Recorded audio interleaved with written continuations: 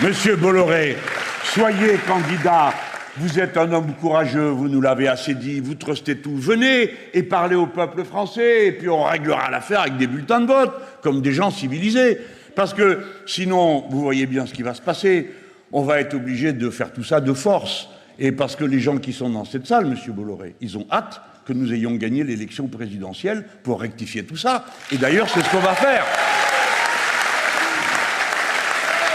Madame, messieurs, en ce moment, on est en train de renverser l'ordre naturel des idées et des choses. Il paraît que ce sont les antifascistes qui sont des fascistes, c'est ça qu'ils expliquent.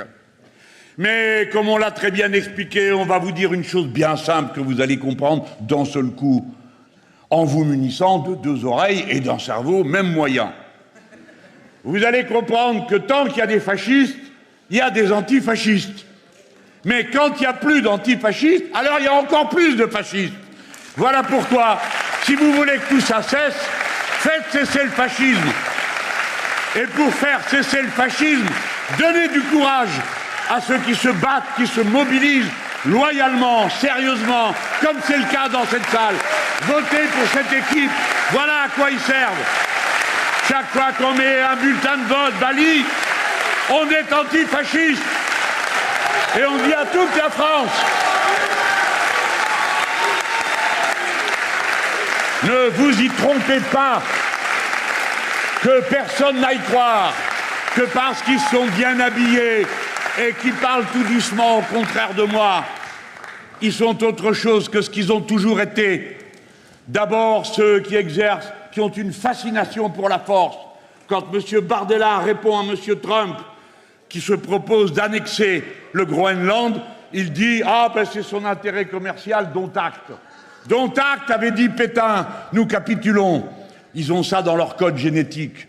S'incliner devant le plus puissant, parce qu'eux-mêmes comptent être le plus puissant sur le voisin d'à côté, et qu'ils espèrent que la violence de la force ruisselle de degré en degré, et peu leur importe d'être à mi-chemin du moment que c'est eux qui dominent. Voilà le fond de leur pensée. Et n'oubliez jamais la vraie vérité, comme celle qui est apparue grâce à notre sang-froid et notre détermination, quand après le drame de Lyon, nous avons dit que nous n'y étions pour rien et que c'était un traquenard. La vie s'est chargée de démontrer, par l'article de Mediapart, par celui du Canard enchaîné, que c'était un traquenard. Et l'humanité nous a permis d'apprendre que c'était un traquenard organisé de longue main et méthodiquement. Merci à l'UMA d'avoir fait ce beau et magnifique travail. Voilà. N'oubliez jamais, entre 1986 et 2021, il y a eu dans ce pays 53 assassinats politiques. Vous m'entendez ? Entre 1986 et 2021, il y a eu dans ce pays 53 assassinats politiques. 9 sur 10 sont imputables à l'extrême droite. 9 sur 10 des 53 assassinats politiques.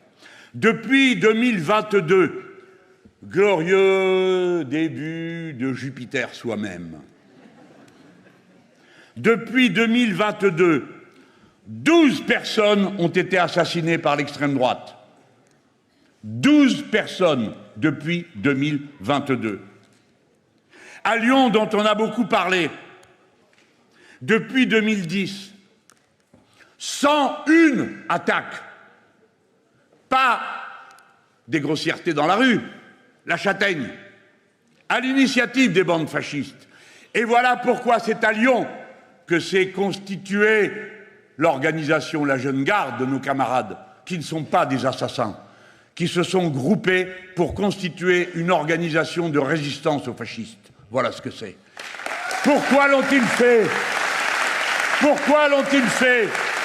Parce qu'il y avait eu 101 attaques, mais parce que 70% d'entre elles n'ont pas été punies et qu'on a donc laissé ces sauvages errer dans les rues, frapper des gens à raison de leur couleur de peau ou ce qu'ils s'imaginaient sur leur orientation sexuelle. Voilà la vérité, mesdames, messieurs.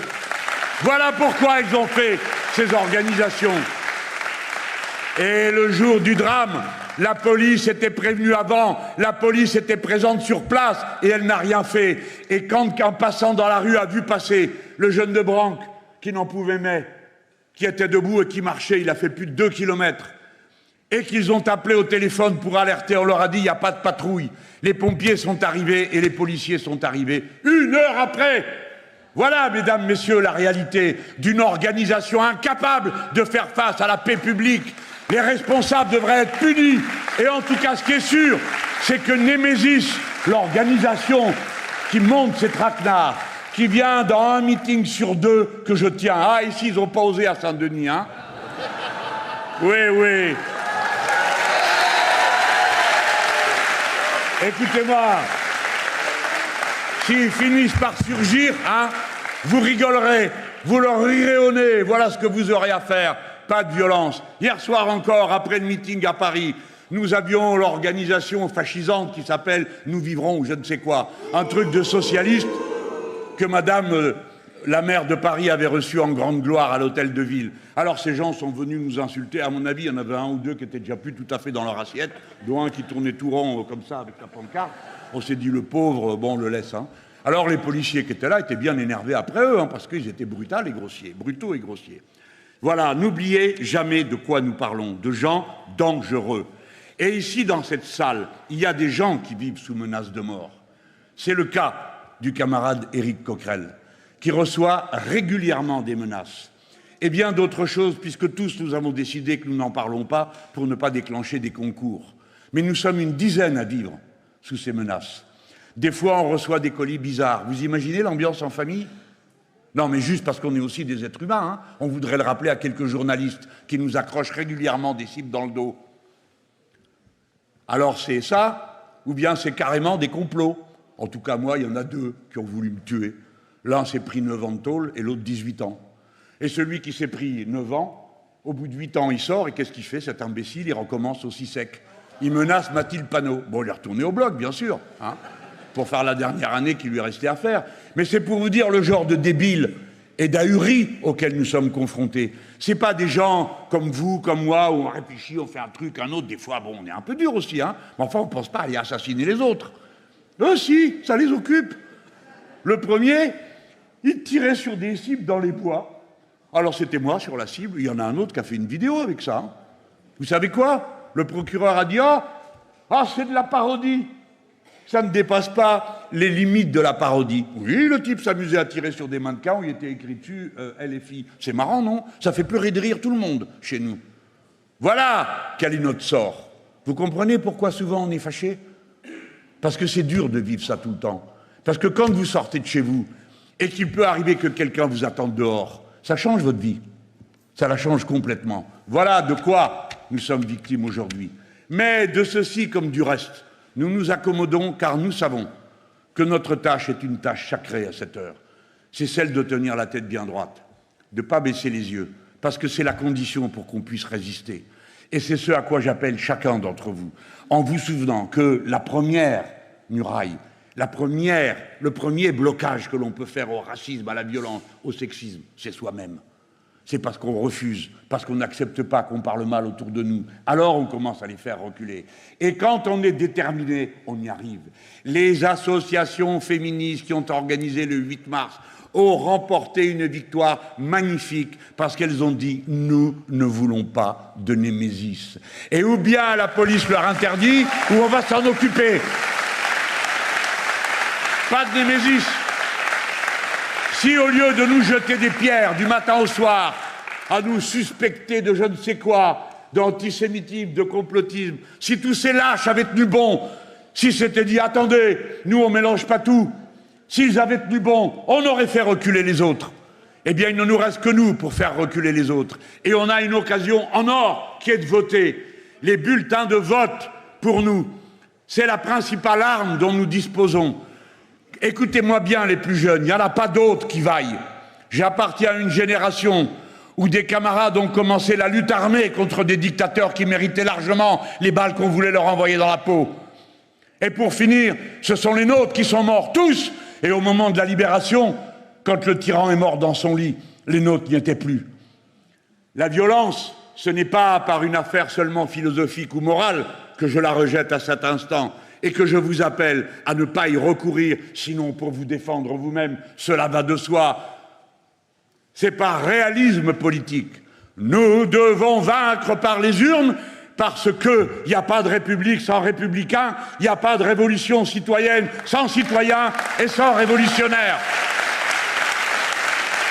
Notre combat, c'est celui de la vie elle-même contre la mort. J'ai dit la mort, me souvenant de cette image terrible du général qui commandait les troupes franquistes quand ils sont entrés à l'université de Madrid, les 2 revolvers sortis, il rentre en criant « À bas l'intelligence, vive la mort !» et il tirait sur tout ce qui bougeait. Voilà, mesdames, messieurs, ce que nous sommes dans le temps, dans l'histoire. À cet instant, nous sommes la lumière qui nous vient du fond des âges, qui transite depuis Averroès en passant par Saint-Denis. Nous sommes la volonté de vivre, nous sommes la volonté de regarder la beauté du monde à travers les couleurs que répandent ici les vitraux, là-bas que captent nos propres yeux. Voilà qui nous sommes, voilà ce que nous sommes. Ne nous abaissons jamais à être autre chose. Et pour cela, commençons d'abord par résister jusqu'au bout.